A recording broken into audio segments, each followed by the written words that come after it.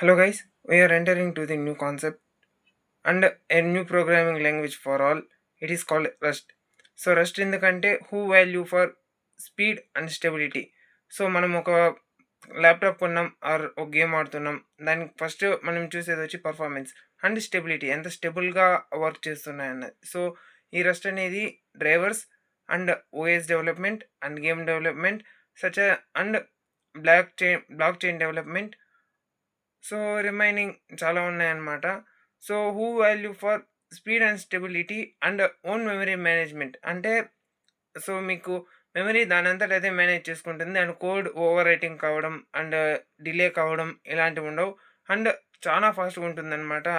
ఇప్పుడున్న మార్కెట్లో present running languages చూసుకున్నారంటే it executes 10 lines of code with in 0.58 seconds. So ఆడికి మీరు అర్థం చేసుకోవాలి.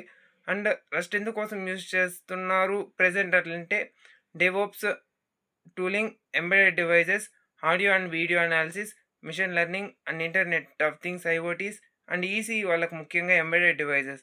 సో రస్ట్ చాలా ఫాస్ట్గా ఉంటుంది కాబట్టి so they are using in embedded devices also. ముఖ్యంగా ఇస్రో ఇలాంటి పెద్ద పెద్ద గవర్నమెంట్ ఆర్గనైజేషన్స్ కానీ అండ్ ప్రైవేట్ కంపెనీస్ కూడా రస్ట్ని యూజ్ చేస్తున్నాయి.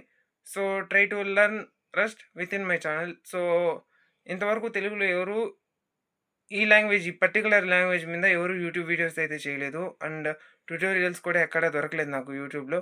సో అందుకే స్టార్ట్ చేస్తున్నా. నేర్చుకుంటారని అండ్ ఏదైనా డౌట్స్ ఉంటే కామెంట్ చేయండి. Thank you for watching.